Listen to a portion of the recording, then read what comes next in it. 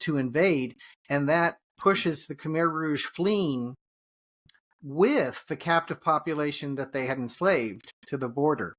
And then on the border, you have the Thai lined up, military, defending their border. So there's this sandwich of refugees in between the advancing Vietnamese forces, the retreating Khmer Rouge, some non-communist Cambodian resistance groups armed, and then there's the refugees, and then there's the Thai military. Really sort of very volatile area, but heavily mined border, I should add, because that's very relevant to the refugee story, landmines.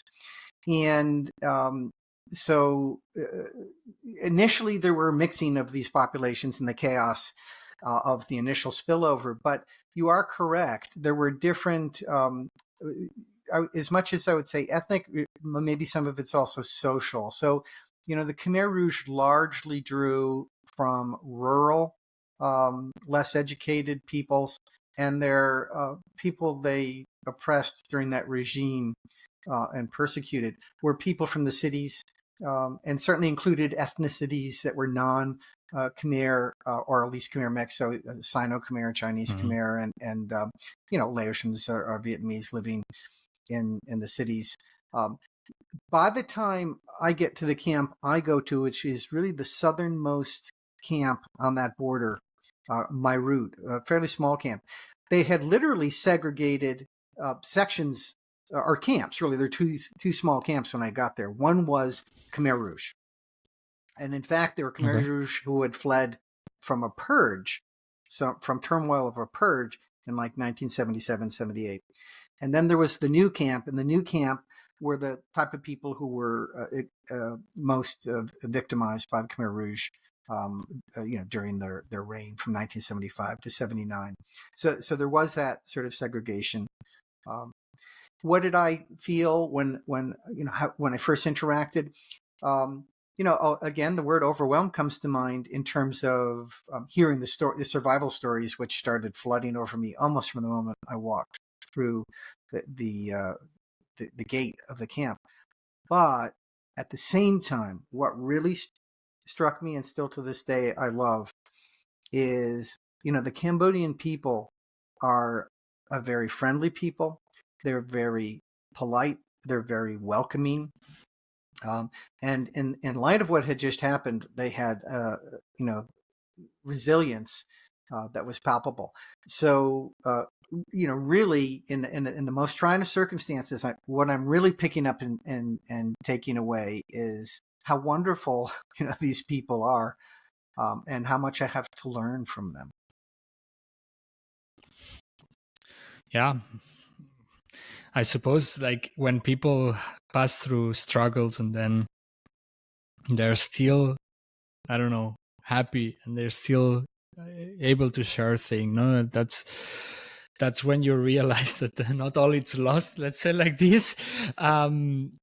It is very curious the fact, no, like or like in the Cambodian crisis moment, or the refugee, the fact that there is also part of who were the persecutors, or like there is victims, people who were part of the system who was like also like persecuting specific ethnicities or specific targets of society, let's say like this, but they are also fleeing because the system is so brutal that it even purged themselves. Absolutely. How was this tension? How do you live with this tension, knowing that the other small camp next to you, or the neighbor next to you, it's belonging to the group that has forced you to leave your own home? Did you feel this tension inside of the camps? Absolutely. There was space between them, but you could literally look from the fence of one camp and see the other camp. Now, the Khmer Rouge, even though they had been victims of a party purge, they were still wearing the black pajamas and rubber tire sandals that you might have seen in pictures from that era. They still remained sort of loyal to the cause, and I wasn't, maybe on purpose, being one of the few Americans there. They did not assign me to work regularly in the old camp, although I did have occasions to visit it and go in it. And particularly the men in the old camp, they viewed me with suspicion and didn't really want to have much to do with me. Interestingly, the women were more approachable and friendly. But in contrast, everyone in the new camp, well, I had a crowd around me all the time, and people were very affectionate and generous.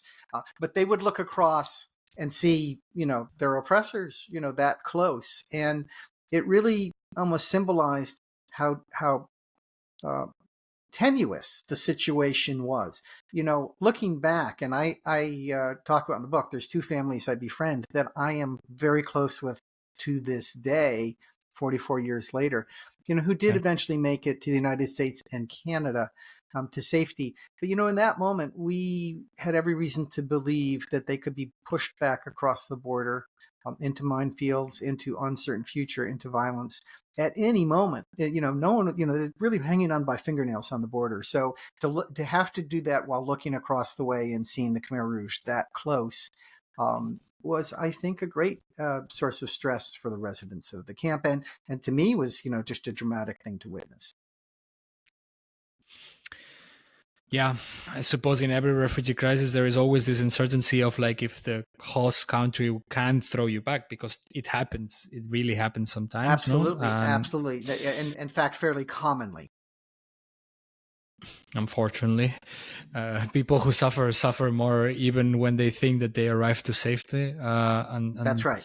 And in the Cambodian case, there was a very famous episode that had happened by the time I arrived, where the Thai forced thousands of people over a cliff through a minefield back into Thailand. That's the incident at Refugee.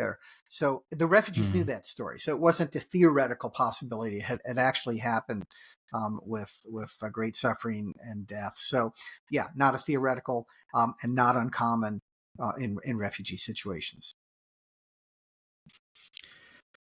You said you befriend people in there, full families. Incredible that you still have the contact with them. That's very, very nice. Like that you still have like the capability of reaching them out to know where they are and what they are doing. How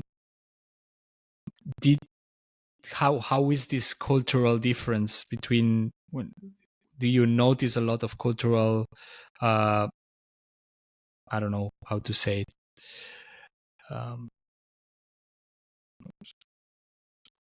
maybe gap? Is that what you're getting at? Yeah, exactly. Yeah. Yeah. So, so think about this. So the one family that I focus on most in the telling of the story was a widow and her 7 children. The youngest child being about 4 years old, and the oldest child, the oldest 3 children being daughters. The oldest is my age, and then her next sister is maybe a year younger than me, and the next sister is maybe 3 years younger than me. So while I'm just, I'm sort of an honorary adult because I have a job in the camp and I'm an American, and that's how it worked. But I was dealing with her, the mom, and I was dealing with the other couple, the man who was my translator when I first arrived there, Lee, because he was one of the only refugees who spoke English. But the mom, Tita, and I had the main relationship, but I was constantly trying to figure out how to relate to these young women that are my age. And the reason the word gap popped into my mind is there was a huge there's a language gap, but also a huge cultural gap. Cambodian women in that era were very modest, very socially reserved, and very,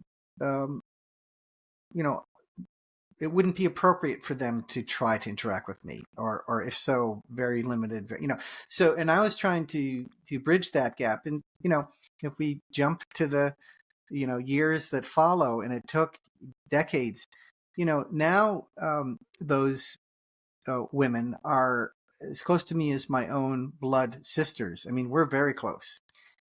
We are family. And we kind of look back and laugh and say, like, when we first saw each other, we didn't know how we would ever connect, or if we ever would, how we would connect. It took time. It is, I think, the main answer I can share with you. I did form an initial connection with them there, and they me, but because they were also young and didn't know how to negotiate cross-cultural experiences like that. And If you liked this short video out of the full episode, you can find the link to it around here and in the description below. Of course, if you are also interested in checking out other episodes, please subscribe and like.